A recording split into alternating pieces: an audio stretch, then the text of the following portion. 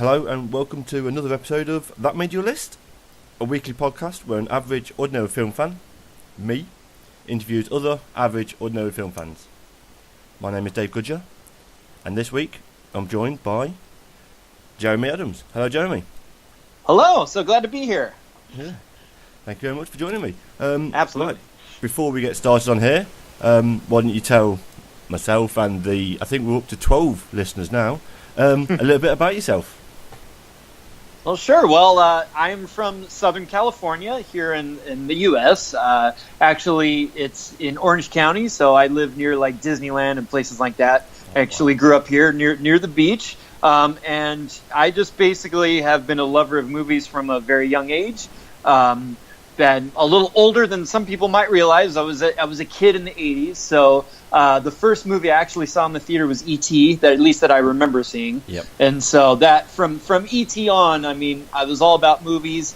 I remember like getting my family, we got the first VHS player, and I learned how to program it to record things, and I was like six years old, and like my parents didn't even know how to do that. And then, it just was always my passion, and I actually went to film school. I have a degree in screenwriting. I got my degree about 10 years ago. So, yeah, it's just movies have always been really kind of key to me. So, I'm always happy to talk about them. That's fantastic. So there you go. You're actually someone who actually knows something about films now. Then maybe I've forgotten most of it. Who knows? We'll see how we go then. Okay. So, are you ready to go? Hey, let's do it. Okay, starting off then. Question number one. Let's start with a biggie. The one, probably the most difficult one that most people come up with. What is your favourite film? Well, this has changed a few times over my life, but just going what I currently say is I say The Godfather Part 2. Oh, yes. The first two Godfather films have always been huge for me. I probably saw them when I was too young, which was true of a lot of movies. I saw a lot of movies that I probably saw too young, but they've just always been a big part of my life. And I actually recently showed both movies to my girlfriend. She'd never seen them, and it was the second one that she was really more engrossed in. And I just kind of seeing it through her eyes, I realized just how great that movie is, how it builds on the first one. The bravery of telling a parallel story where you follow the son and then you follow the father, both as younger men, and just how amazingly well it all plays together, and how the two stories play off of each other. And you see the destruction of Michael's soul at the same time as you see his father making criminal choices, but maybe in a way that he still maybe keeps his soul in some way. And it's just it's so interesting. And then just to have Pacino and De Niro, both in their prime, giving to their best performances. That if you think about it back then, the fact that they had much of the movie in actual Italian, that's something we kind of take for granted now. We see a lot of TV shows and movies where they'll have part of it in a foreign language, but to do that back then in the 70s was pretty bold. Oh, no. And Absolutely. So for me, it's just such a great film. It's such a great crime film, and it's one that's over 3 hours long. It's slow paced, and yet I'm always engrossed in it instantly. I just can't stop watching it. So that's my current pick. No, absolutely. I mean, it's as I say, 1974, so just before I was born. I think it was released in the UK in 75. But over 3 hours of pure cinematic majesty. Absolutely. It's up there. I mean, I find it so difficult to choose between part 1 and part 2. Purely simply because when I watched it VHS first, obviously. Me too. Young to see it in the cinema. But the one that I chose wasn't the theatrically released ones. It was the one where as you watch them, it watches it in chronological order. Yes. I just finally saw that they played that version on TV like a year ago, and that is pretty interesting to watch it that way. Yeah, and so that I didn't. The first time I actually watched it in the theatrical releases, it threw me because I wasn't used. I was used to seeing it as young to old. I think it was called the full saga. I think that's what they called it. Something like that. Yeah. Won 6 Oscars. Brando and De Niro, the only actors to win separate Oscars for the same character.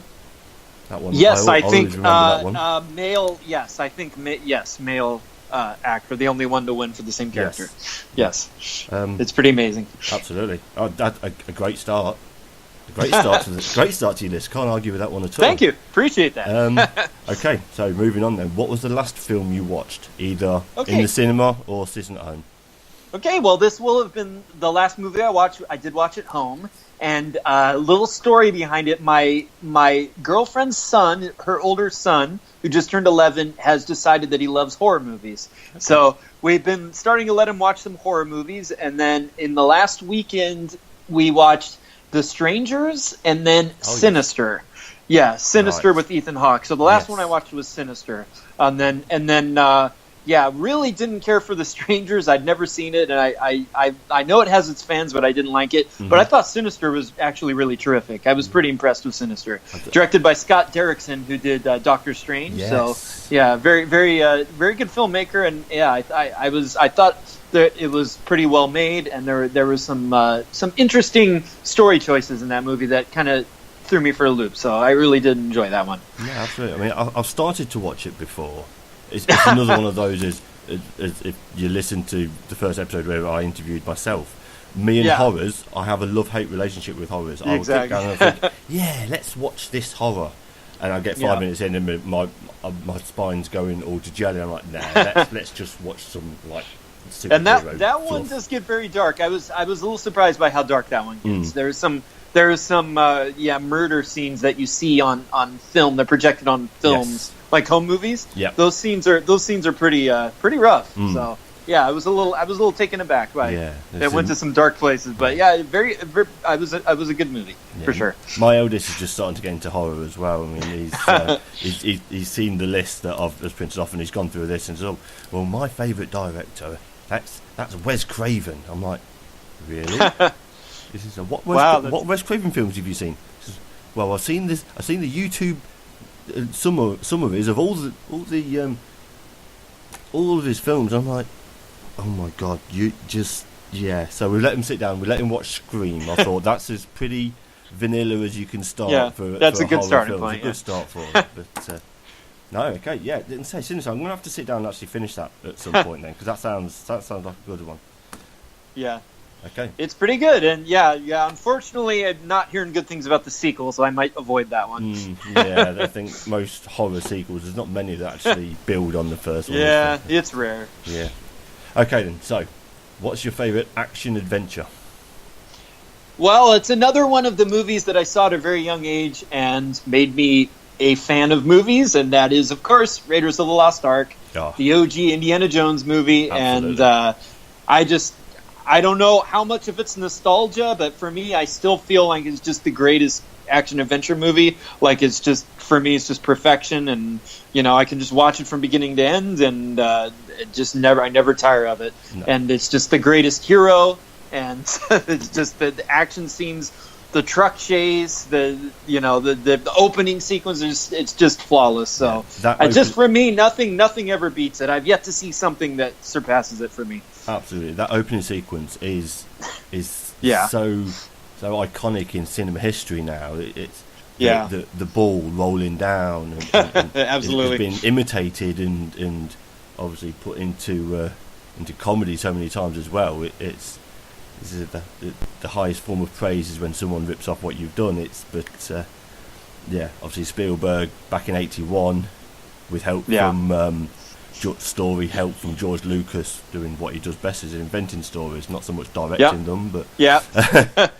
and then the great screenwriting of Lawrence Kasdan, correct? Yeah, absolutely. Yeah, we're coming right off of Empire Strikes Back. So it's a very young Alfred Molina in the opening credits there, his first film role.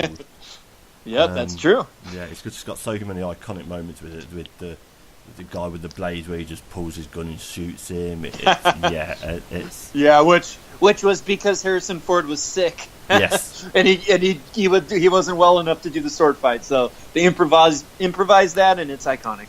No, fantastic. I think if you put it as if this is just a pure adventure film, Yeah, absolutely. Raiders is up there without a shadow of a doubt. That's great. Yeah.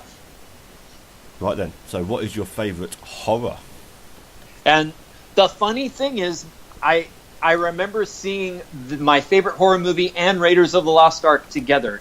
I saw them both for the first time when I was like 5 years old, and that is wrong that I saw this movie at such a young age, but I did. Yeah. And I feel like when you see a horror movie at a young age, either one of two things are going to happen. Either it's going to turn you off of horror for life because you're going to be so scared, or it's going to make you a horror fan for life. And that the latter is what happened with me. And that movie is Stanley Kubrick's The Shining. I saw it when I was 5.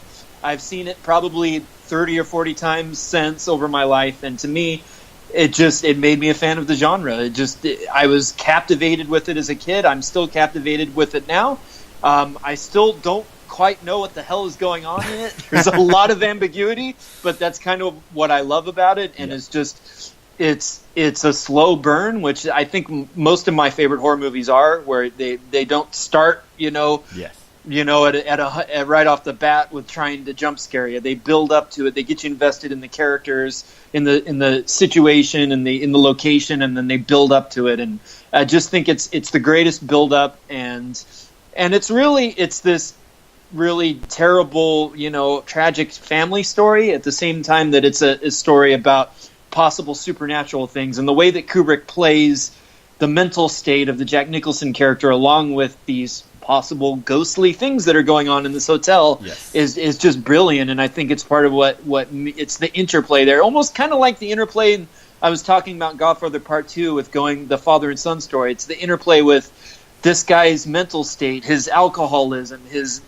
the insecurities that he has as a father, and how he's been parenting his son, and all of that. And then these ghostly spirits that are, showing up. This guy who was the former caretaker, and we find out he apparently murdered his family in the hotel. The way that it plays back and forth between those is just always fascinating. Yes. And also I love Scatman Crothers. Always loved. He was always great, and I love him in that movie particularly. So absolutely.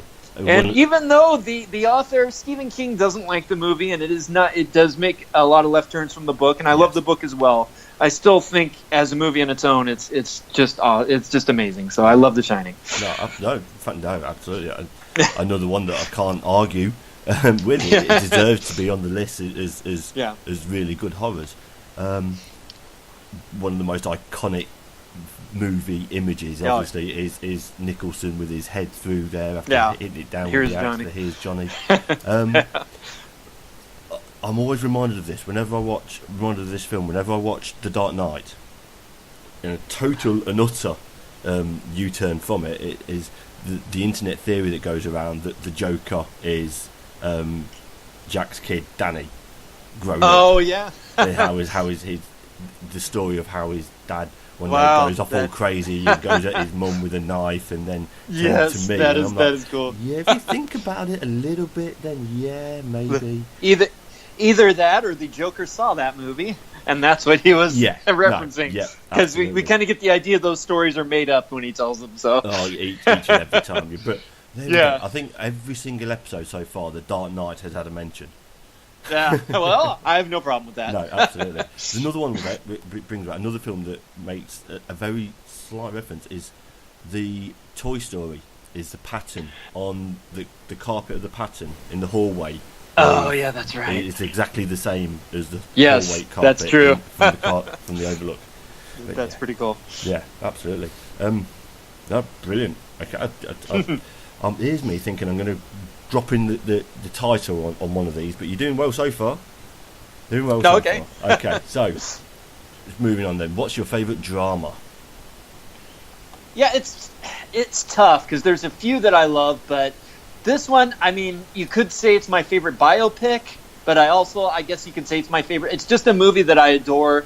I've watched it, I saw it again. It was a movie I saw as a child, probably too young, and it's just it just blew my mind then, and it's just one that's always been a great movie for me, and it's one that means a lot to me, like the themes of the movie resonate for me, and that is the movie Amadeus from 1984, the Milos Forman film starring Best Actor winner for F. Murray Abraham, who plays Antonio Salieri in the movie. Yep.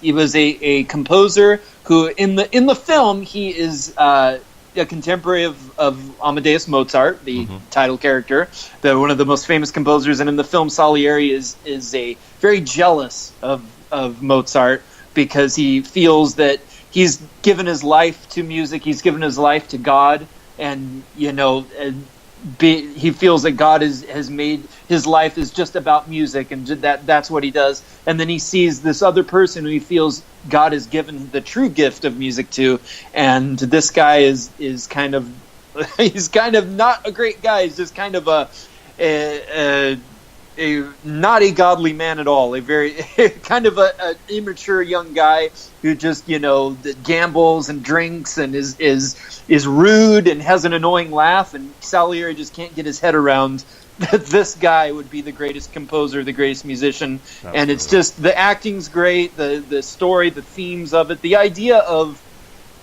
true talent and how that isn't always recognized, because Salieri is actually the more successful composer in the movie in his time, whereas Amadeus is not as successful, and he actually ends up having to do, he has to do like work for hire basically. Yeah. And you see that a lot where people are not, their talent isn't recognized in their time, and then years later, and the whole idea of, how much can you take credit for whatever your talent or whatever your gift is? Is it something that is given by God? Is it something that you're just born with?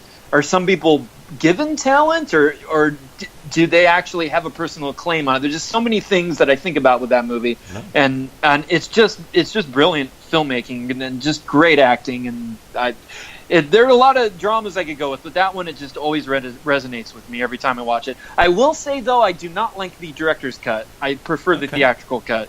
Yeah, the longer, and I think it was the only one that they had on Netflix for a while, was the longer version. Right. And I just feel like there's some scenes in there that I actually think take away from the story rather than add to it. So if you can watch the theatrical shorter version, that's the one I recommend. Yeah. So that's the film I have seen. I think I was another one. I watched it too young to fully grasp everything going on in there. But obviously, Milos Forman previously One Flew Over the Cuckoo's Nest, another one, great one with great film, Jack Nicholson. So, and I'll throw out, he did a movie that I just recently watched for the first time that I feel is really underrated. It's called Ragtime. It came out in 1981, a few years before Amadeus, and not a perfect movie, but a really interesting movie, and one that I would recommend. Definitely a sleeper. Okay. Yeah. Brilliant. So he's just a great filmmaker. So many good films from him. Yeah. Okay, then. What is your favourite comedy? This is one that this is one that I share with my dad. My dad showed me this movie when I think I was about 7, and I think it pretty much formed what my sense of humor is to a large degree.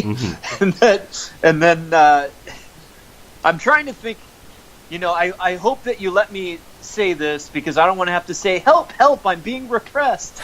That would be Monty Python and the Holy Grail. It's still the movie that I always laugh. I could watch it anytime. I can come on in any part of it, and it just, for whatever reason, it is the movie to me when I think of humor and I think of comedy. Every scene, and it's got so many different types of humor. It's got like highbrow, lowbrow, physical comedy, visual comedy, verbal comedy. It's just like everything that you could want, and it's just everything to me. And I love all of the Monty Python films, but this one for me, it was the first one that I saw, and I just feel like when I was a kid and I saw it, I was laughing at a lot of certain things in the movie, like, a bunny attacking people, knocking their heads off.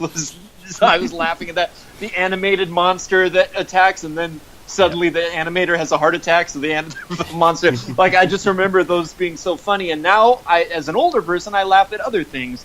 I laugh at, like, editing jokes where Lancelot is running toward the guards, and it's like he's far away, and then it cuts, and all of a sudden he's right there. It's just like editing, filmmaking humor, and then of course like the whole verbal with the help I'm being repressed, and the whole idea that the government, how does somebody rule? What makes a rule? All the government humor there. Like now there are other things that I enjoy in it that are different from what I enjoyed as a kid, and I think that's kind of what the greatest comedies can do. Like you watch them at different times, different ages, having had different life experiences or learned, being more educated, reverent, and new things are funny to you in them. So that to me is like what the best comedies are. Absolutely. I mean, this is where mine and your lists combine here, because this again. This is really? This is my favourite comedy. That's great. I mean, it is as you say, it's scene after scene, line after line of comedy perfection. The film itself includes my favourite verbal put down of your mother is a hamster and your father smelt of elderberries. Smelled of elderberries, yeah. French nights. What are you doing in England? Mind your own business, you silly English kniggets. And there's always so many random things I quote, like, what an eccentric performance. Yes. It's absolutely. I mean, it's so difficult to pick out just one of the Pythons. I actually think my favorite, as of now, my favorite part is when they're reading the scroll, the text of the Holy Hand Grenade, giving the rules. I think that currently is my favorite part, but it always changes for me. No, absolutely. I mean, do not count to 2 unless you then proceed to 3. 5 is right out. We could. I could go through for hours. In fact, I'm looking at the DVD on my shelf now. I think I have to put it on when I finish here. Sod sleep. I don't need sleep. And I always feel like there's those people that say, "Oh, Life of Brian is better," and Holy Grail's overrated, and those people annoy me. I love Life of Brian too, but come on. Yeah, I'm gonna say I like Life of Brian. Grail for me just hits exactly the right spot. No, fantastic. Okay, right. Name a film that makes you happy. This is where my list might get a little weirder. So, for the next couple questions, I just have to say I am a huge Disney fan. Like, Disney films have always been a big thing for me since I was a kid. Okay. And continuing into adulthood, I've continued to love Disney films of different kinds. Mm-hmm. So when I was in high school, high school was not a very good time for me. Like, I was like, this little 70-pound kid, really thin in high school. I still looked like I was 12, mm-hmm. and there was a lot of bullying that went on. And at a certain point, I think it was like in my junior year, this movie came out, and I got it on VHS. And for whatever reason, I would come home. This movie takes place in high school, so I would watch it, and it would just brighten my spirits. And like all of whatever the terrible day I had at school was, I would watch this movie, and I would just feel better about everything. And it's just the music, the themes of the movie, everything. It just brightened me, and I still watch the movie, and I just get that bright. So it takes me back to that moment where I just needed that joy, and I needed that everything's going to be okay kind of message, and it still does that for me. And that is a Goofy movie, which was produced by the TV unit of Disney, but it was released in theaters as the animations, a little stepped up from the TV stuff, and it was kind of a sequel to the TV show Goof Troop, which I did watch. I watched all of the Disney afternoon shows that they did in the early 90s. So it's about Goofy, and he has a son named Max. And I think in Goof Troop, Max is probably like 11 or 12. And then in the movie, they've stepped him up, so he's like 15 or so. Mm-hmm. And it's just the story about the father and the son is trying to impress a girl, and he tells her that he's going to this concert, but then Goofy thinks that his son is gotten in trouble at school, and he thinks he's going to be a criminal or something. So he's taking his son on the road trip to where his father and he went when he was younger to go fishing. And there's they don't get along with each other. They're not on the same page. And the hijinks and comedy ensues. But it's a really touching, heartwarming story, and it's got the emotional stuff with him and the girl, kind of wish fulfillment. The teenager, and the girl and their relationship. and it's funny. I love the music in it. It's very 90s, but it's so 90s. It's got this pop star character named Powerline, he's supposed to be half Michael Jackson and half Prince. So it totally puts you back in that time. Yeah, it is, and I think they did great with them. I think the songs are good, and it's just that it always brightens my spirit. It may not be the best Disney film ever, but if I just want to smile and just not, think about negative things and just kind of feel good, it is one that always does it for me. Well, there you go. I mean, it's not a film I ever thought I would ever have as an answer on any of these. But you've sold it to me in such a way. When you said it, I was thinking I may have to ask you why that's on your list. But you sold it in such a way. I can't. Look, if you asked me that, I wouldn't feel you'd be mad at you. I would understand, but yeah. No, look, as I said, you sold it to me. I might have to hunt it out and watch it. Maybe not. I do recommend it. I think it's a fun movie. Okay, right. Flipping that on. Although I do have to admit it does have Pauly Shore in it, but I even kind of don't mind him in that movie. So, and he's not in it a lot. So. Okay. Okay, then flipping that on its head. Name a film that makes you sad. All right, and I'm continuing with the Disney theme. Ooh. This is a movie again. This is a Disney film that I saw as a kid. And I actually, if you probably remember back in the day, you would get like the story and sound thing. You would get like a booklet, and you would have either a cassette or a record with it. Yep. And so you could look at the pictures, and they would have a little chime telling you when to turn the page, and you would listen to the audio along with the. And I just the way that they ended the audio along with the book. They end where the movie ends. It was just always so sad to me. Mm-hmm. And then also just watching the movie. And it's funny, I found it sad and kind of bittersweet when I was a kid, but now it's 10 times sadder for me. Like, I can't even watch the movie now. And that is the Disney film, The Fox and the Hound. Oh. And people say, okay, well, the saddest Disney movie is Bambi, or the saddest Disney movie is The Lion King. This is why The Fox and the Hound is sadder to me, because those movies are something tragic happens. A parent dies in both of those movies, and that's tragic.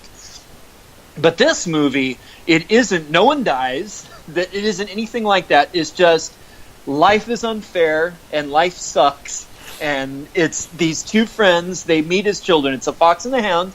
They live next door to each other as kids, and they're basically like two kids, but they're a fox and a hound. Yeah. And they meet, and they're best friends, and they play together. And it's got. Honestly, it's hard for me to even talk about this movie. Like, I already am wanting to cry.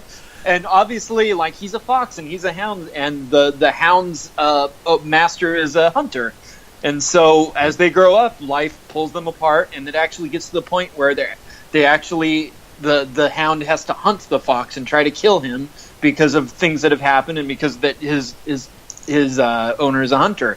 And so, they're really at odds, obviously, with each other, and they used to be friends. And just at the end of the movie, you're thinking, okay, well, things are going to work out. They're going to end up being friends again, and things are going to work out because it's a Disney movie. So obviously, everything's going to be okay.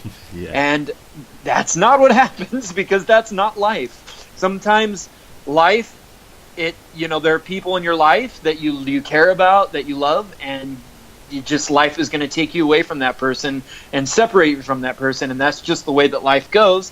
And there's kind of an important lesson, sad as it is, as kind of depressing as it is, it's an important lesson for kids to know that there will be people in your life that you connect with at a certain time in your life, but then those people, you're going to drift away from them, or life is going to pull you away from them, and that's just part of life. And I don't know, it's so hard for me to watch and talk about, because there's just truth to it, and it isn't any big moments, like in other movies, like, oh, a character dies, and then we move on with the story. It's just the bittersweet reality of life.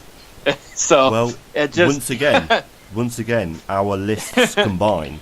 Really? Fox and the Hound. This is your number one? Oh my god. This was my favourite. I'm going to put this now. Was past tense. My favourite film of my childhood. You've just ruined this for me, Jen. No, I'm joking. Wow, I'm sorry. It's a great movie. I also had the vinyl picture disc of this film. I have vivid memories of this. I'm closing my eyes now. I can picture scene Yeah. after scene after scene. As can I. Kurt Russell as the Yes. Copper. Mickey Rooney as He Todd. is. Absolutely. And the young version of Copper is Corey Feldman, one of his Yes. first roles. Yeah. Yes. No, I absolutely adore the film. I've never quite gone so deep into thinking about it as much as you have. Yeah. Next time I watch it, I'm going to be thinking about that now. Yeah. But it's interspersed. I don't know how deep into spoilers we go, but I'll just say it's the last image of the movie along with the music, and then they play a line of dialogue from earlier in the film. Yeah. And it's just that last moment of the movie it just destroys me every time. I don't think there's any other moment or any other ending in a movie that kills me as much as that does. So I don't think you need to worry about spoilers for a 37-year-old film. Yeah, well, you never know. But you never know. You never know. Yeah. Okay. Right, let's bring the tone up a little bit then. Right. Name a film you know practically the entire script of. All right, I don't know if this goes a little more into guilty pleasure territory, but just for whatever reason, when I was a teenager, this is a movie that I had on cassette, and I just thought it was so funny, and I'd already loved the characters before, but this particular movie, I watched it over and over and over, and just I can say long dialogue sections from this movie, and just to this day, I probably quote it almost every day, and I don't even know why. But it just is one of those movies that it hit me at the right time, and that is Wayne's World 2. I know not the original, the second one, and I know I'm with Mark Ellis from Schmoes. He always says he loves Wayne's World 2. It's kind of an ongoing thing with him. He loves Wayne's World 2, and he always says it's better than 1. But yeah, I was a little younger. I think I was like 13 when the first one came out, and then I was like 14 or 15 when the second one came out. So it kind of hit me a little more at the right age, and it just there's just a lot of things in it that I think caught me more than the first movie. Like it's got, instead of Rob Lowe as the villain, it has Christopher Walken. Yes, and Christopher Walken is so funny in that movie. He's so great, and it's kind of where whenever I try to do like a Walken impression, I'm usually doing that movie. No, it does. They do the Sphincter says what thing, and he just stands there and he says, "You want me to say what? Like I don't get it." It's so Walken. And and it's got just great scenes like when Wayne has to meet his girlfriend Cassandra's dad, and it's great character actor James Hong. You guys might know him from Big Trouble in Little China, or he's the dad of Poe's adopted father in Kung Fu Panda, the goose. Yes. Yeah, he's just a great character actor. He's been around forever. Mm-hmm. And it's just a great scene where Wayne has to meet him, and they end up getting into a kung fu fight with each other. And at a certain point, they're like being dubbed, and then they're like, let's go to, or no, they're being subtitled, and they're like, let's go to being dubbed, and then suddenly they're badly dubbed with other actors like an old kung fu movie. It's so great. And then the whole thrust of the movie is Wayne is trying to put on a concert called Wayne Stock. Yes. And they go to England to get this crazy British roadie named Del Preston, and the actor's name is Ralph Brown. He's a character actor in a bunch of movies at the time, but mostly he's With Nail and I is the movie, that great British movie from the 80s. And he's kind of playing the same character. Like, he has the same line delivery and everything, and he's just so great, so funny in Wayne's World 2. It's the one part where he has like a photo album in his room when they meet him, and he's like, "Me and my old lady, we would go everywhere. We saw all the bands together." And they're like, "Hey, who's this old lady?" And he's like, "That's my old lady." It's like it's an actual old lady. Yeah. So, I just love that movie. Yeah. And then they do the whole ending of the movie. They basically do a almost like Mel Brooksian scene for scene spoof of The Graduate. It's like the whole ending of the movie. They just do The Graduate, and it's so great. No, fantastic. Sequel, different director to the first one. Yeah, different director. The director's name was Steven Surgic, who hasn't done much else, but because the first one was Penelope Spheris. Yeah. So yeah, but that one works for me. I love that movie. Stephen Surjik, not many films, but has directed a hell of a lot in TV. I know. It's usually what happens. Yeah, including episodes in all of the Netflix Marvel ones. He's done quite a few episodes in each one of those. That's pretty cool. Yeah, Designated Survivor and a lot of other TV. But yeah, he's not so much carried on with the film wise. There we go. Okay, brilliant. Moving on. Okay then, another big one. Another one that changes with people from year to year. Who's your favorite director? This is hard for me to say, and I might have said different things at a different time. But my favorite director, the only reason that I'm going with this director is because I've seen all of his movies, and it's like there are other directors like Hitchcock that I love, but there's probably like 20 or 30 Hitchcock movies I haven't seen. Mm-hmm. But because I've seen this director, all of his films, and his films have meant so much to me for my entire life, it is Steven Spielberg. And like I said, going back, E.T. is the first movie I saw. I remember seeing in the theater, and he's been with me my whole life. And I've had some ups and downs with the guy. Like there have been times he's disappointed me a lot. Crystal Skull. Oh, but can we forget that one ever exists? Yeah, I try. He ruined it because I always used to have like a funny answer when people would say, what's the worst Spielberg movie? And I always say, I think the worst movie is The Terminal. And then, which is not one people always think of. And then he had to go and ruin it by making Crystal Skull. Now I have to say that. But in any case, he always ends up coming back for me. Like, I love Lincoln. Like that movie meant a lot to me when that came out. And, he always, when you think he's, past his prime and you count him out, he always comes back with something else. No, absolutely. And I'm hoping, I have high hopes for Ready Player One, his upcoming movie. I'm hoping this is going to be a real return to form for him. So, it's just so many great movies, so many iconic movies and so many different kinds of movies. You go from like something kind of cheesy and fun in 1984 with Temple of Doom, Indiana Jones and the Temple of Doom, which I have a soft spot for, and then the very next year to The Color Purple, which is for me a powerful movie that I love. So many different things. He did Schindler's List and Jurassic Park in the same year. I know. That kind of range, that just kind of says it all. And I know there are people that find him overrated. They don't think he's on the same levels, maybe some foreign directors or maybe a director like Kubrick, but it's just, for me, the body of work and just what he's meant to me personally, it's hard not to say Spielberg. No, to be honest, for me, it's the right answer. It's another one. Gotcha. It's another one where our lists coincide. Gotcha. Just as you say, just his body of work. I mean, he was a successful TV director. Yes. Before, obviously, Duel got the attention. The TV movie Duel, which is a great film.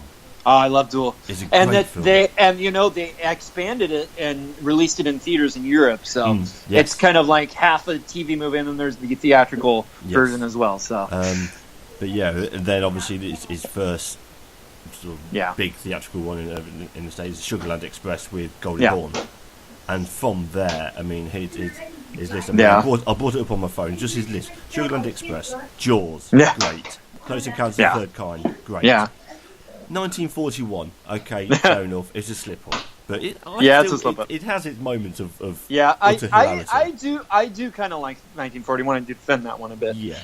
Then Raiders, E.T., Twilight Zone, Temple of Doom, Colour Purple, Empire of the Sun, and then 2 and 89, Last Crusade and Always. Oh, that's true, yeah. Hook, then Jurassic Park and Schindler's List. Yeah.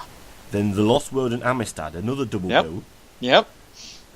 Saving Private Ryan in 1980. I can't believe Saving Private Ryan's 20 years old this year. Oh, that's crazy. I took my grandfather to see that when it came out, and he was actually training to go overseas in World War II, and then the war ended before he actually went. But it was just a powerful experience to see that movie with him. And so we put that on DVD tonight for my eldest to watch. He was watching it upstairs before we started doing this. So it still goes now.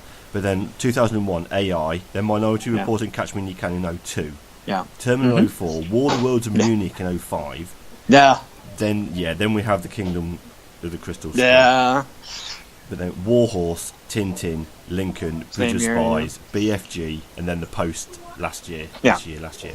Yeah. That's a hell of a run. It is. Yeah. Like I said, they're not all the greatest, but overall, it's pretty stunning. And you look at a director like Coppola, who just completely dropped off. Spielberg continues to work and continues to make movies that matter. So very few can keep that up. Yeah, brilliant. Okay, so nearly halfway there. Anyway. What's your favourite film from your childhood? Right. Well, I kind of interpreted this as what's the movie I loved most when I was a kid.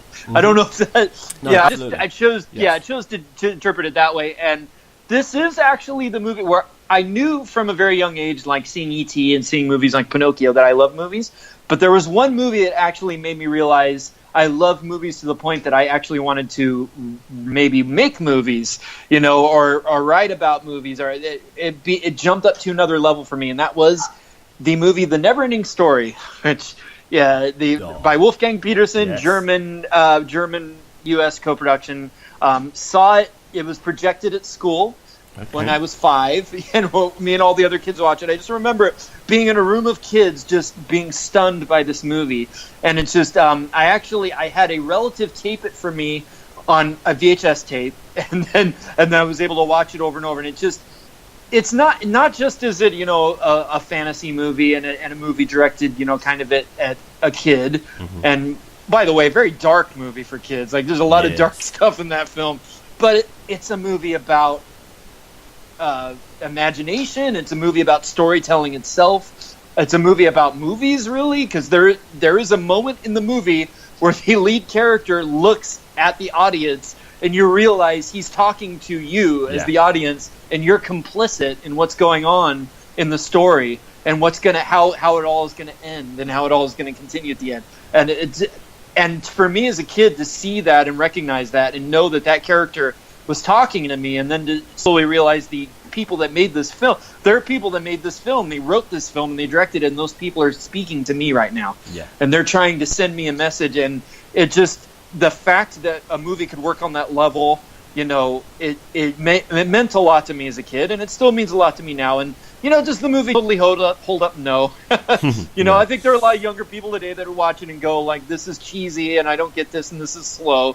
It's not paced in the way that movies are today. Like, it's basically, if you think about it, it's a series of conversations.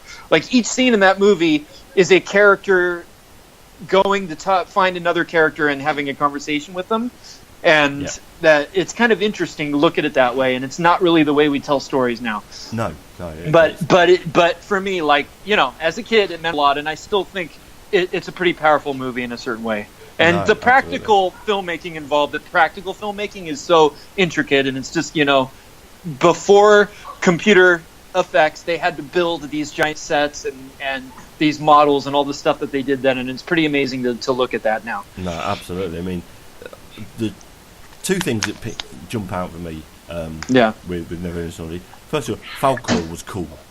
Yeah. When you're growing up, Falkor was cool. And the horse in the Swamp of Sadness part just broke my heart. Yeah, this would have been my second saddest movie next to Fox and the Hound, if not just for that scene. Yes. That is like the most brutal scene ever. Yeah. And growing up, obviously I saw it quite young and long after it came out.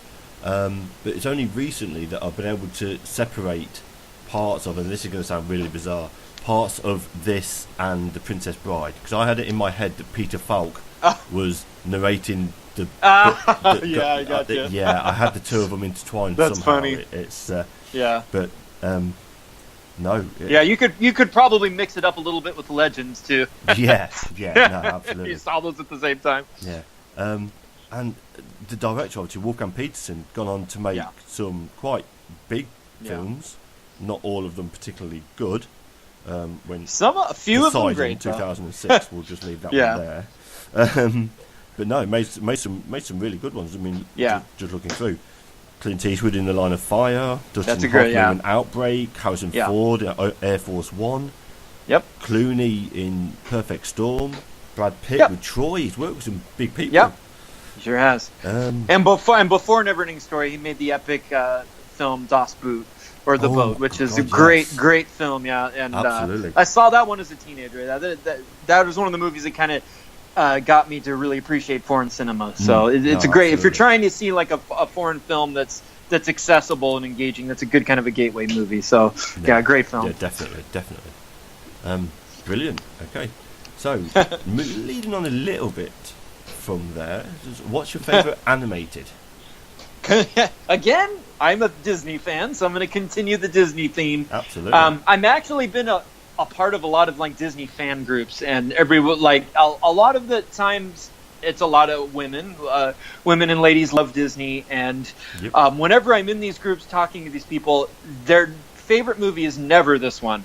I don't think I've ever met another Disney fan where this is their favorite Disney movie, and they're always kind of baffled when I say it, because but if for like film people, for like film historians and stuff, this movie gets picked sometimes. Yeah. But it is the movie that one of the very first Disney films I saw, changed my life, and I still think it's flawless, and I still love watching it, and that is Pinocchio. The second theatrical Disney film, and you know it's very different. Like whereas Snow White was kind of a traditional fairy tale, story, beginning, middle, and ends. Yep. This is a very episodic movie. This is a movie about just this character. He is a puppet. He becomes a boy, and then he goes off, and he basically just has experiences, and you just go from one sequence to the next. Yep. And eventually it comes back to a bit of an arc because it's about him and his father Geppetto, and the what happens between those two ultimately. But it is an episodic movie. It's a story of scenes. And actually, if you do research on it, they had many more scenes that they had written or that they had kind of worked out. Like they had another 2 hours worth of scenes that they could have put into this movie. So it was really, to me, it's just an act of pure imagination. It's taking source material from a book and then just kind of going wild with it, getting these wildly creative, imaginative people, experimenting with new technology that they had with animation at the time. And this is Disney. The early Disney films were so painstakingly and lovingly made, where every frame was drawn. They didn't take any shortcuts, and the artistry and the painstaking detail that went into these films really still shows.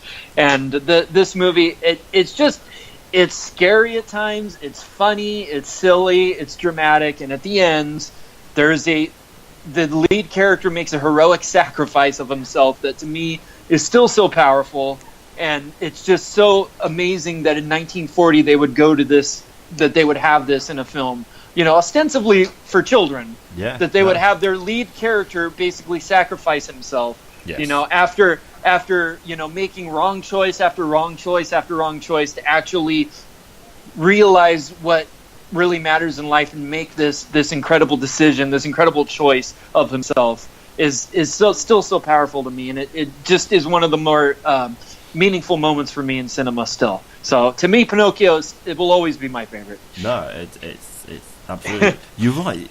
For a Disney film, for a Disney classic, it really the Monstro scene. Yeah. Is and really and scary. To me, I think it has one of the single most terrifying moments in any animated film, and and it's one that people don't talk about very much. But there's a scene where there's this coach driver. He's the guy who's going to be taking the kids to Pleasure Island. Yes. And he's basically describing his plot, and he's like, we take all the naughty boys who want to run away and play hooky from school, and we take them to Pleasure Island. And then he turns and he kind of looks toward the camera, like right into your eyes, and says, but they don't come back as boys. And his face turns into this demonic, like the face of the devil. And it is still such a chilling moment. And to imagine people in the theater in 1940 watching that movie is just incredible to me. And it wasn't a hit. It did not, was not a success at the time. And at the same year they did Fantasia, which also was not a success. Yes. And they're such towering works of art that we can appreciate now. But it just told you what risks they were willing to take back then, and it's pretty amazing. No, fun. No, okay, brilliant. Moving on. Okay. What is your favourite quote from any film? I don't know why. It's a quote that delights me. It's a movie that delights me. It's a little more in the guilty pleasure realm. And it's just when I want to laugh or smile, this is a character that I think of. And this is Ash from the Evil Dead series. And in the third Evil Dead film, Army of Darkness, he has the line, is good, bad, I'm the guy with the gun. And for me, it's the ultimate badass line, and yet it's the ultimate making fun of like machismo line. Yeah. And there's so much of it in that movie, and it's just, I love Bruce Campbell. I love the kind of the campy tone of that movie, and it's just that line to me. It's just so fun. And I could go with I could go with Casablanca. I could go with Citizen Kane. There's so many like important movie lines I could go with, but I thought I'd go with something a little left of center and one that always delights me. And it's like movies at its like purest, but also at its most making fun of itself. Yeah. So no, I just love it. I mean, I myself. I mean, even now. I mean, I couldn't mind this. I couldn't separate 4 different ones. I had the obvious. Yeah. Bear in mind, I'm a massive Star Wars nut of May the Force be with you. Oh yes, of course. Yes. I had Ever Dance with the Devil in the Pale Moonlight. Oh, that's a good one. Yeah. Love Batman '89. It doesn't hold up so well nowadays. The graphics. No, it doesn't. Yeah, a little cringy. Made him an offer he couldn't refuse. Oh yeah. And then the one which probably does push him above the others is The Greatest Trick the Devil Ever Pulled. Convinced it didn't exist. Yeah. But sometimes I like to go for the less obvious. Yeah, no, absolutely. I love that. Absolutely, no. And great. Ash is the man. Ash has so many, across the film, so many just moments that just makes you sit up and go, yes, dude. Oh, and I should say, that was the first R-rated movie. I don't really think it should even be R-rated, but it was the first R-rated movie I saw in the theater without parents. It was me and a bunch of 13-year-old boys all watching that movie for the first time, and it was a very great experience. Definitely an important movie experience, seeing that movie with a bunch of cheering young boys. Yeah, no, it's just... And Ash was like my idol from then on. Yeah, it's you look at the classifications of films back in the sort of 80s and stuff like that, and you're like, why is that? When some of the films are coming out now and they're like a 12A and this, that, and the other, how are you R-rated there? But well, there we go. Right, okay. What is the best film in the past year? That's obviously not just 2018, the past calendar year. Mm-hmm. All right. Well, I'm going to go with the movie that I did see in the theater, and I'd heard a lot of great things. It's a director that I love, but it just exceeded all of my expectations, and I think it's just a true work of art, which I don't know how often we see that these days, especially in like mainstream movies, and that is Guillermo del Toro's The Shape of Water. Okay. This movie to me is just, I was just so blown away with it from beginning to end. It's like, it's so amazing that it's this like kind of a monster movie that, kind of a monster, kind of a horror movie. It's got some grisly stuff in it, but at the same time, it's a lovely, beautiful movie. It's got beautiful imagery. It's got just amazing music. It's kind of made me think of it almost made me think of the movie Amelie in some ways. Like it had that tone to it. Yeah. And it's just beautiful. The lead actress, Sally Hawkins, she's this character that's just so full of joy and wonder. And in a movie that's got like decaying fingers falling off and cats being eaten and like grisly things, to have a character filled with joy and wonder and a character that you love so much, it's amazing. It's amazing how many different tones are going on. And Guillermo del Toro, he's a director that's been swinging for the fences for a long time, and I think this is a movie where he swings and everything really works, and all these different tones and all these different loves that he has for different kinds of films all kind of blend in a wonderful way. And I just want to give a shout out to Richard Jenkins, who is just so brilliant in the movie. He's a great actor, and this is just one of his greatest roles for me. And brings a whole other tone to the movie where it takes place, in I think 1960, and he plays a character who's a gay man in that time, and just what he has to deal with, and it's just this whole other little storyline that can make a movie, in and of itself. It's just kind of going along with this movie, and I just really loved it, and I love a lot of Guillermo's movies, and he's definitely one of my favorites, and so yeah, this was a great one for me. Superb. I've not seen it. I've heard it's good. Yeah. You guys, hasn't come over to that part of the world, I don't think, until recently, if I'm not mistaken. No, yeah, it's only recently. Yeah. So. I mean, so nominated to 13 Oscars. I know that much, so it can't be doing too much bad. Yeah, and if I had my way, it would win them all. There are a couple movies that are probably going to win some big Oscars that I feel a little overrated, and I don't need to get into that. But for me, this would be it for me if I was voting. So okay, fantastic. Yeah. Okie dokie. So, moving on then. But who is your favourite actor? All right. Well, for my entire life, I've had an answer to. Well, not my entire. For most of my life, I've had an answer to this question. I feel like I've had to change it because, we've just had a year where there was a lot of scandal. There was a lot of things that have come out about certain actors and certain people in Hollywood. And unfortunately, the guy who I always picked was unfortunately one of these people. And I'm not even going to say his name or speak who it was. I'm just going to kind of let you guess who it might be. Yeah. But it is somebody that we've heard some unpleasant things about. So I'm going to shift to another actor who, I mean, you can't argue with this. It's he's just an incredible actor from, I first saw him, back, when he won Best Actor for a movie I'd never heard of. I don't think I'd ever heard of him.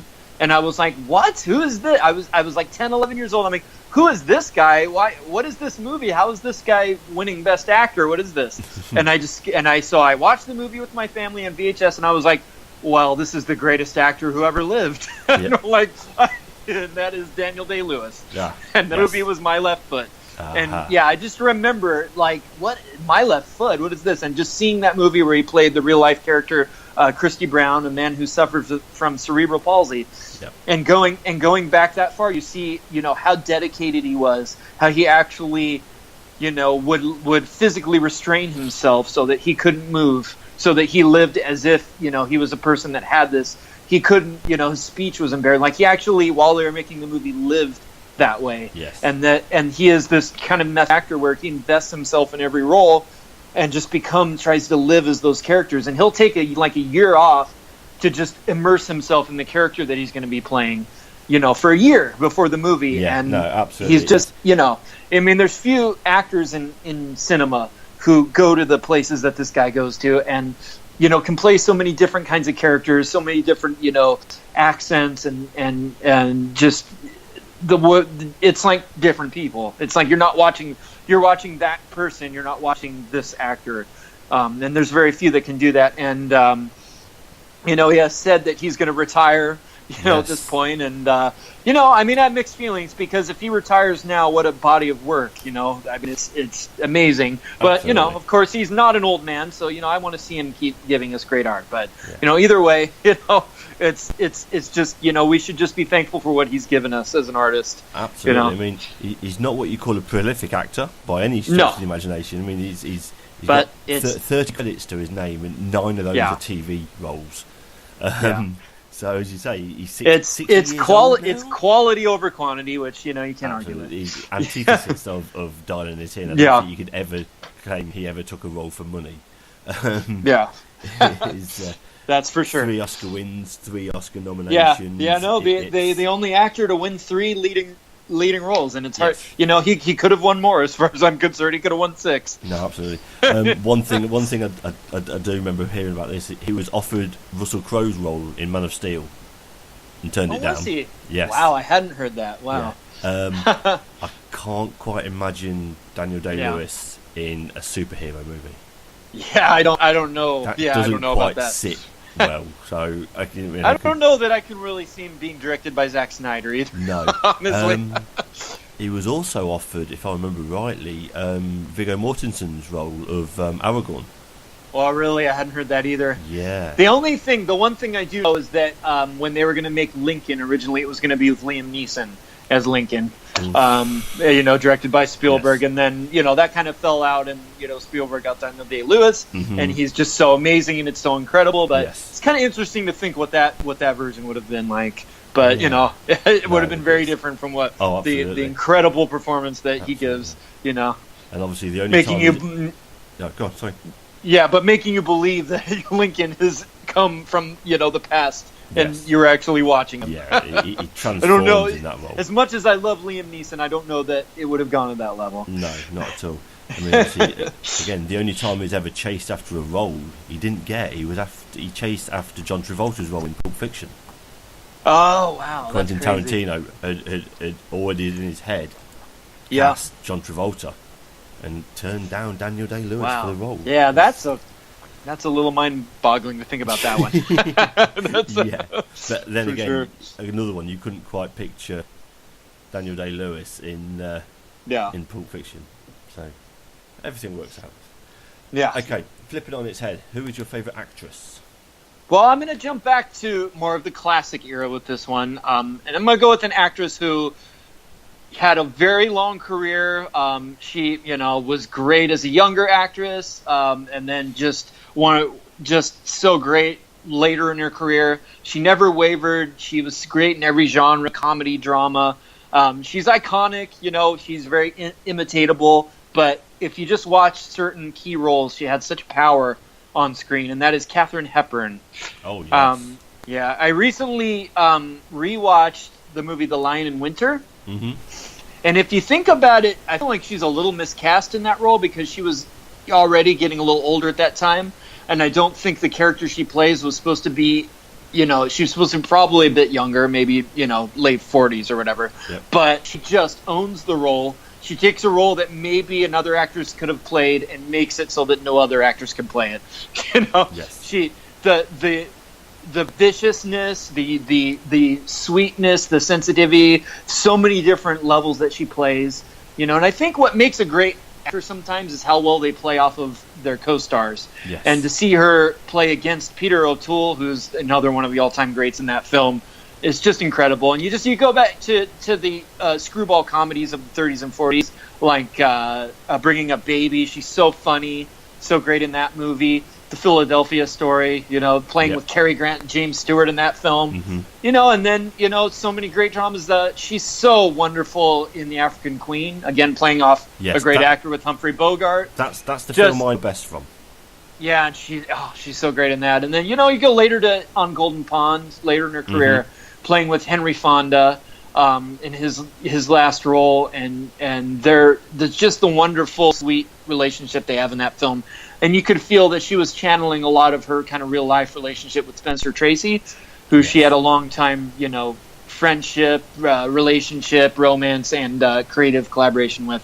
And that kind of comes through in that movie. And you can see, the films that she made with him, especially I Guess Who's Coming to Dinner, which was his last film. Yep. You can see just the wonderful relationship they had in that film. And,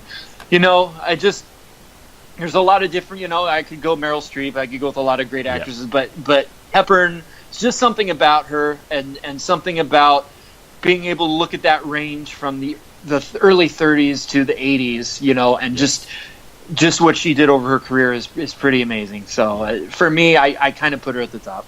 No, absolutely. I'd say pretty much the polar opposite of Daniel Day-Lewis is a woman. Yeah. 50 plus credits to her name. Exactly. And also, she kind of always was her. Like, she wasn't a chameleon like he was, but she could take, kind of her persona and play so many different shades with it. So, she could do the comedy, she could do the heavy stuff, and, and she just brought, like I said, so many different emotions out in her characters. So, different kind of acting, but, Absolutely. Okay. Right, here we go. Now we get to two of the most controversial questions. Yeah, and two very controversial picks for sure. Fantastic. Okay, let's start with the first one then. What is your most overrated film? I think you can probably hit me with the title on this one for sure. Okay, here we go. I'm getting it ready. All right. Considered one of the greatest films of all time. Many people have it in their top 10. And I do have to say, it's a movie that people always tell me, you have to see it on a big screen. You have to see it on the big screen. And I think maybe if I did, I'd have a different opinion. But I never have seen it on the big screen. I've only seen it at home, and I've just never gotten it. To me, it is a movie that I don't really care about the lead character. I don't really...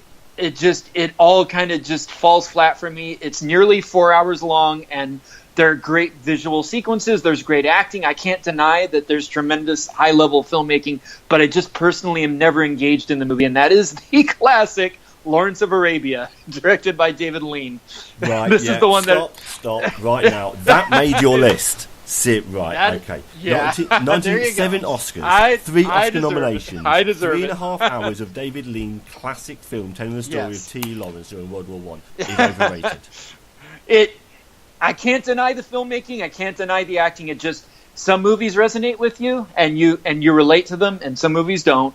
And for me, like the David Lean film Bridge on the River Kwai, that movie does it for me. Mm-hmm. Like, I get engaged in the story and the characters, the push and pull between characters in that movie.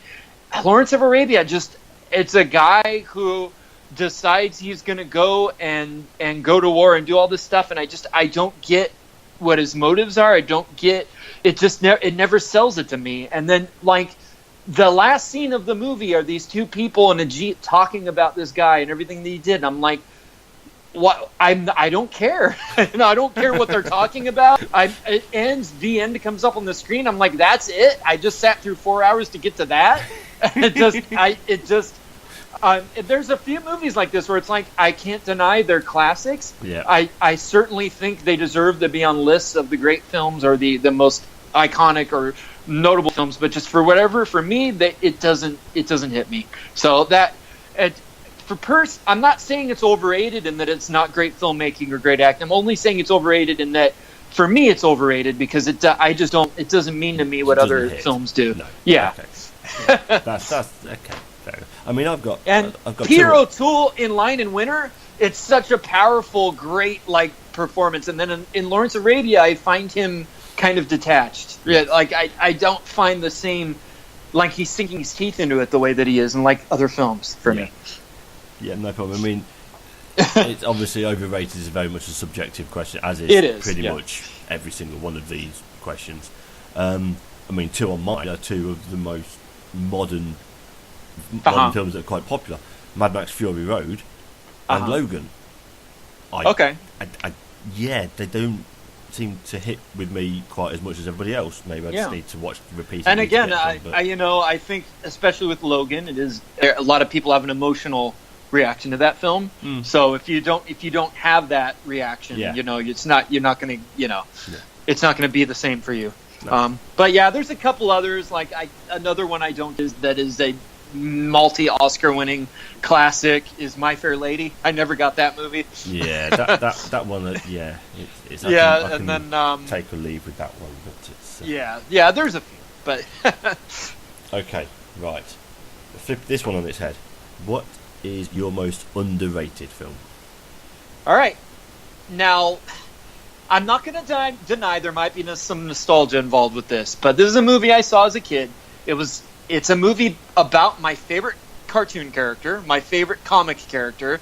This is a character that I love from very early age, and at a certain point I saw the movie on home video, and I just thought they got the character. I love the movie. I just think it's visually great. I like the music in it, and it meant a lot to me as a kid. And this is a movie that bombed horribly when it came out. It didn't make money. The critics savaged it. Many of the critics said it was one of the worst movies of the decade. Mm-hmm. But as a kid, I loved it. And as an adult, I still think it's a really unique, really good movie with just great performances. And I think it really does justice to the character. And that is Robert Altman's Popeye, which came out in 1980, starred Robin Williams and Shelley Duvall. And it is the live action film of Popeye. They filmed it.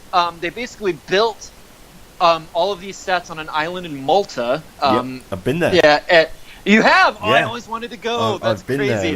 There. And it's as a child growing up, we used to go on holiday to Malta, and wow, that's awesome. Mum and Dad, my parents. So we're going. Yeah, that is cool.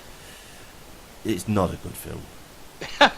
It's You know, not, it's not I hear you, but for me, I love the Robert Altman kind of just the approach that he brings to it, where it's got kind of a loose thing where characters are talking over each other. There's a scene that I love where Popeye, you know, he's been on a long voyage and he goes to stay at this inn with the oils, and they're all having dinner, and the whole time he's trying to get dinner, and they keep moving the plates and they keep taking the food, and at the end of it they're all fighting with each other and they'll get up and walk away, and he's left and there's no food and he never got to eat. And I just love the comic timing of that, the Robert Altman-ness of that.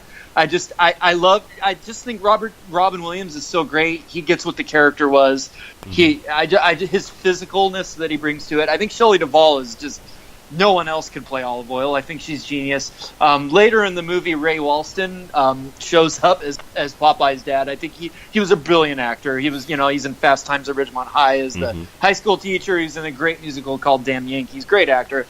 I mean, yeah, the movie's a little messy. There are things, you know, obviously a lot of people attacked it for different reasons, but for me, it's visually really cool, the way that they filmed it on those sets, everything live. There's a lot of visual stuff that I love in it. I do defend the music. I think the songs work, you know, with kind of the shabbiness of what they were going for with it. So I always defend the movie, and it means a lot to me personally. So okay, I won't throw the title of the podcast at this one. Well, okay. Thank you. I thought you nearly got a double bill. Sure you would. You nearly got a double bill. I thought for sure you would. Gotcha. I've got two firsts about this one. Film. It's obviously Robin Williams' first movie role. It is. And it's also the first Disney film released in cinema with the word "shit" can be heard. Oh, that's true. Yeah, and it was a co-production with Disney and Paramount. Yes, which is one that was very, very rare. So yeah. But that's all I've got to say on that one. So we'll move on. Yeah. So, what is your favourite character from any film? Okay, for this one, I decided to interpret this as the character that I relate to the most. Okay. So this is the character, like, I get this guy, and I totally, like, I feel like some of my life story, even though, you know, the specifics are different, I feel like some of my life story is embodied in this character, and the actor who plays him is such a genius, such a great actor, and to me this is his ultimate performance, and that is the character Bud C.C. Baxter in Wilder's The Apartment, as played by Jack Lemmon. Okay. Now, Jack, I don't remember actually seeing the film. So it's so great. Yes, the next movie that Billy Wilder made after Some Like It Hot. It is a film that won Best Picture, multiple Oscars. Fortunately, didn't win Best Actor, but yeah, Jack Lemmon was nominated, and basically, it's a story about this guy.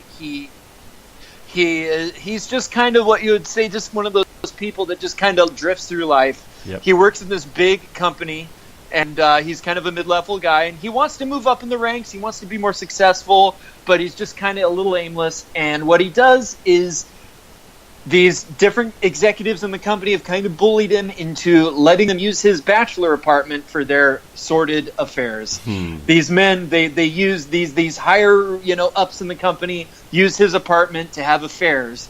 And he has to actually, like, sometimes leave, go outside in the middle of the night and cold in New York, walk around while they're using his apartment. And he doesn't stand up for himself. You know, he just kind of lets these people push him around because he thinks that's how he's going to move up in the company. Yeah. And I just feel like I've been that guy I've let people push me around, and I've let people make decisions for me rather than being proactive. And just the humanity and the humor with which Jack Lemmon plays the role, I so relate to it so much. And you do gradually see this character throughout the course of the movie finally kind of stand up, grow a bit of a spine, and decide the man that he wants to be, what kind of, you know, person he wants to be professionally, what kind of person he wants to be personally. He's a person that falls in love with somebody else. He has a romantic connection with somebody in a way that, you know, is really powerful by the end of the movie. And it just, the arc that character takes, it means a lot to me. And it's something that, you know, I think resonates with choices I've made in my own life. So on a personal level and in terms of just great acting, great filmmaking. It's one of the all-time great comedy/dramas. Yep. It's funny and dramatic and powerful, and it's also so current. Like, it doesn't feel like an old movie, even though it's over nearly 60 years old. Yeah. It feels very modern in a lot of ways. So I love the film, and I just love that character. Okay, fine, brilliant. Ryan, so moving on, what is your favourite documentary? Okay, this is a movie that, I went to film school and we studied, documentaries, studied a lot of different films. And this is a movie that we watched once in one of my classes, but it wasn't really available. And then they released it on like the Criterion Collection DVD. Okay. And I watched it with my grandfather, who actually had lived in this part of the country and had kind of experienced similar things to what we're showing in this movie. And it was really watching him watch this and watching it with him. It was so resonant. And the movie is called Harlan County, USA. Okay. It was released in the mid-'70s. It's by a filmmaker named Barbara Koppel, who actually went to Harlan County in Kentucky to film this coal miner strike that was going on. And it's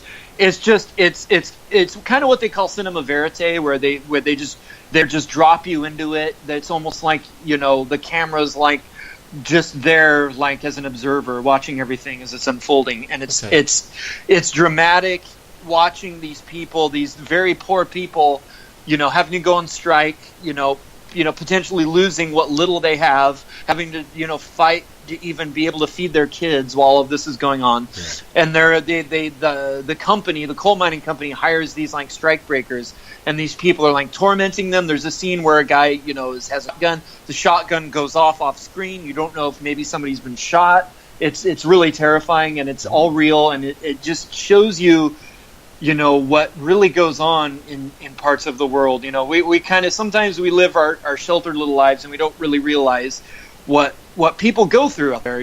People dealing with poverty, people dealing with, oppression in different ways, and it's all kind of there in this movie. And just watching my grandfather's face as he recognized things that he had seen, things that he'd kind of gone through in his life, it was very powerful. And for me, it really is a great documentary. And it was at a time when documentaries were really becoming more of an art form and kind of finding their voice, what this art form could be. It was a kind of a turning point. So it's a great film. Okay.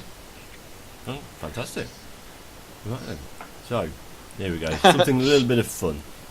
Uh-huh. Name a film that you like that no one who knows you would expect. All right. Well, I think there's a phenomenon of sometimes you see movies on an airplane.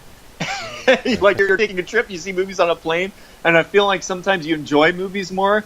And this is a movie I saw on a plane, and, it's not a movie I think people would think I would like. It's not a movie that I think most people would think is good, but for whatever reason, I saw it on a plane, and I laughed and enjoyed myself and really liked it. And I don't know why I've always been a sucker for movies like that they call like the body swap movies. Mm-hmm. It's movies where there's like two characters swap bodies, or like Tom Hanks in Big, like he becomes an adult, he's a kid. Like that, I've always enjoyed those movies, even if they're not good. I don't know why. Yeah. I just enjoy seeing like an actor play another character or play a child or whatever it is. And this movie is the Zac Efron classic, 17 again. Oh my god. I know you're going to throw the title at me on this one. Yeah, I'm sorry. That made the list? Really? It did. Okay. It's Matthew Perry. He's an older guy. He was a basketball star in high school. Now he's kind of like, he's past his prime, and something happens where he's transformed into his teenage self again, played by Zac Efron. And Zac Efron he basically interacts with the family, with his own kid, with his wife, and he gets kind of a new lease on life. And I just think it's a sweet movie, and I think that Thomas Lennon plays his friend. Thomas Lennon's brilliant. He's really funny in the movie. This is the guy who was in The State. He's in like the David Wayne movies, and He's just always been funny. He's fun in the movie. And look, it's not a great movie. It's not even a good movie. But I saw it on a plane. I enjoyed it. It's a genre that I like, and I have fun with it. And I think, anytime I tell people I like that movie, that I definitely get some creative looks. So it's the first one that came to mind. One thing I will say about Zac Efron, he should have been young Han Solo. Now you think that would have worked. And he should have been. He's actually, I feel like he's got a lot of talent that has been untapped. Like there's a movie called Me and Orson Welles that I think he was very good in, underrated Richard Linklater movie. Yeah. And he's going to be playing the serial killer Ted Bundy in an upcoming film.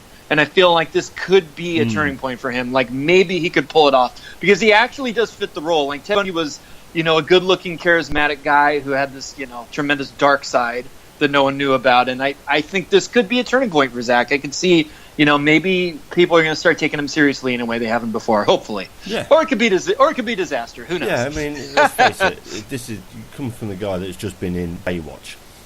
Yeah, he needs it. He needs not it. Even The Rock could save Baywatch. Yeah, that's when you know he's on a downer there. Yeah. Okay. So, no problem. No, you've still got the title on that one. I'm sorry, I can't. All right, I'll take it. All right, I'll let you get some kind of kudos back. What's your favorite? Yeah, I think I get redemption on this one. For a while I said it was my favorite movie. It's kind of swapped with The Godfather Part 2 for now, but it's still way up there. And this is a movie that I saw it as a kid and I loved it, and then seeing it again as an adult, I enjoy it on a whole other level. It's mesmerizing, it's gorgeous, it's scary, it's thought provoking. It is Alfred Hitchcock's Vertigo. Oh yes. I just think it's just one of the all-time great films. They recently they do this list called the Sight and Sound list. It's a film critics list that they've been doing since the 1950s. And for like 5 decades, Citizen Kane was number one, always on that list. And the last time they did it in 2012, it was usurped by Vertigo for the first time. And I was so happy because I love Citizen Kane, but just to see a movie that I love so much that means to me personally, Vertigo, take that spot. I just laugh. I just smiled when that happened. So, but yeah, it's a tale of obsession. It's a very, I think, personal film for Hitchcock. I think it taps into a lot of the things that he was obsessed with, and it's just a revelatory performance for James Stewart, who we really hadn't seen something like that from him, and he goes to really dark places in that film. And it's amazing, and really, I think, like I said about The Apartment, it's a movie that's still very modern. It's a movie that still resonates in a lot of ways. It doesn't feel like an old film, and I think many of the great classic films I would say that of, like, they still are they don't feel old. They feel very of moment, even if they're older. And Vertigo really is that for me. So I adore the film. And there's a lot of different Hitchcock movies I could pick. I love North by Northwest. Yeah. I love Psycho, obviously. Such Strangers on a Train, a lot of great ones. But Vertigo to me is like him at the zenith as an artist, as a filmmaker. Okay, no, so, sorry, you got some kudos back there. Yeah, sorry for 17 again. I'm back with Vertigo. No, absolutely, fantastic. Actually, Vertigo, there's another one that critical and commercial wasn't a success. Nope, wasn't a success. It wasn't. I mean, Hitchcock blamed Jimmy Stewart on being too old. Apparently, is why it didn't do so well. But there we go. He got it back. Yeah, but it was reevaluated, obviously, as so many films are. Yeah, absolutely. Yeah. Okay, getting near the end now. We're nearly there. So, name a film with the best soundtrack. This is going to be personal taste, I think, for most people that answer this. I basically, as growing up, my parents were hippies. They were young, they were teenagers, basically, when I was born. And there was always albums, records, and like 70s music was big growing up. So I remember, like, I would take these Led Zeppelin albums and Fleetwood Mac albums and all these different records, and I would play them, and I would actually record songs on like cassette tapes, and I would do like pretend I was a DJ, and I would do different songs. I would do like DJ stuff when I was like 9 years old. So that period of music has always been resonant to me, and I think the movie that not only has some of the best music from that era, but gets what that era was, what it was about, and it really, the soundtrack, the original music that the movie has, everything just works together perfectly, and that is Cameron Crowe's Almost Famous. Oh, yeah. This is a movie that, it just blew my mind when it came out. It just really connected to all of that stuff for me. And I just think it's a lovely movie. It's funny.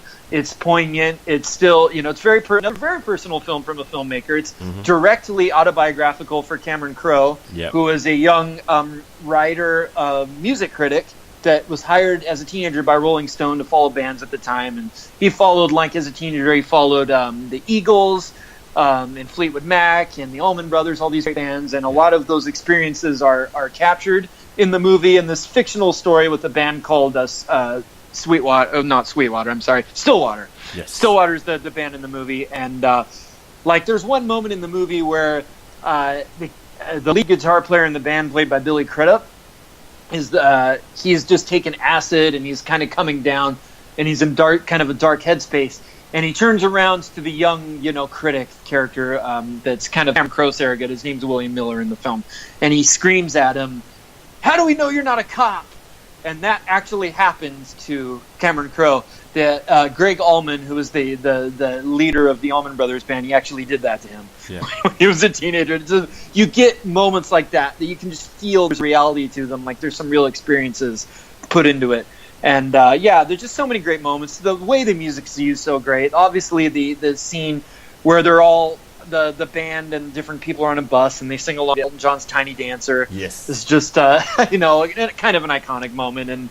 And then there's uses of great Led Zeppelin songs like Tangerine, kind of deeper tracks. Cat Stevens' "The Wind" is used very wonderfully at one point. It's just so many great songs from the era, and it's about the era and it captures it. And for me, I love the soundtrack. And I thought I'd go with an actual song soundtrack rather than like a score soundtrack.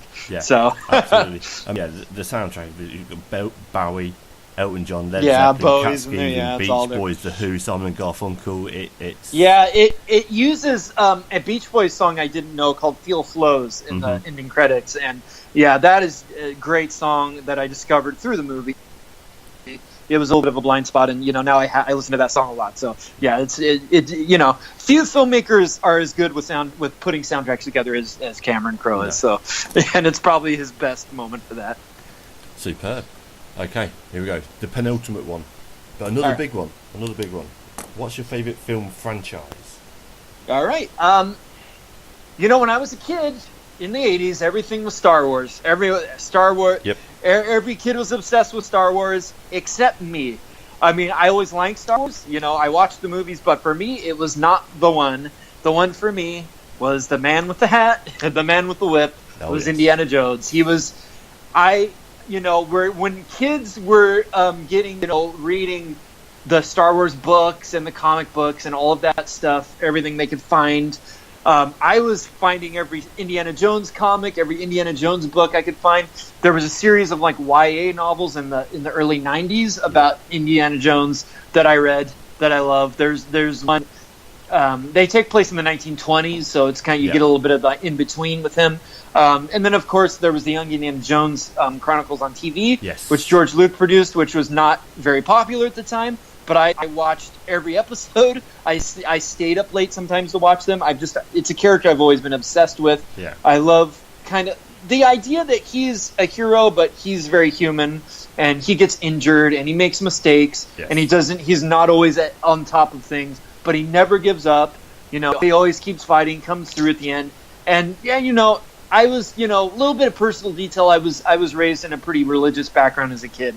So, I went to church, a lot, and the kind of the religious theme through those movies resonated with me. And I just love that they kind of dealt with that in this big action, kind of franchise. They would deal with these, stories of religion and faith and history and stuff, rather than just, people on a faraway planet somewhere. Yeah. So, absolutely. And again, Crystal Skull hurt me. But it can't change what that franchise, what that character meant to me growing up. So 3 out of 4 films isn't bad. Yeah. It's not like there aren't bad Star Wars movies. So. No, absolutely no. There are at least 3.